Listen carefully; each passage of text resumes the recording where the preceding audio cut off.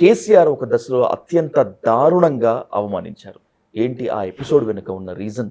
ఆయన ఎప్పుడైతే వర్గాన్ని అవమానపరుస్తారో, కింది వర్గాల్ని అన్యాయం చేస్తారో ఖచ్చితంగా నేను ప్రతిఘటిస్తాను. ఇండివిజువల్గా నేను రాజకీయాలు ఉన్నప్పుడు దేన్ని ఇండివిజువల్గా తీసుకోవద్దండి. వ్యక్తిగతంగా నన్ను ఏమైనా చేశారు 2-3 సార్లు, చాలాసార్లు చేశారు. ఎయిమ్స్ తెచ్చేటప్పుడు డాక్టర్ సాబ్కి ఏం పని లేదు, ఊరికే ఎయిమ్స్ అంటాడు.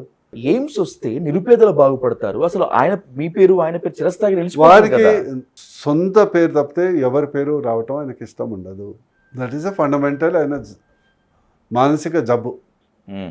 కేటీఆర్ కూడా ఆయన కంటే పెద్దగా కావటం కూడా ఆయనకి ఇష్టం ఉండదు. For your kind information. కొడుకు ఎదగడం కూడా తండ్రికి ఇష్టం ఉండదు ఆయన కంటే. హరీష్ రావు అంత చాకరీ చేస్తాడు కదా, ఆయన కూడా ఆయన కంటే మంచిగా పేరు తెచ్చుకోవటం ఇష్టం ఉండదు.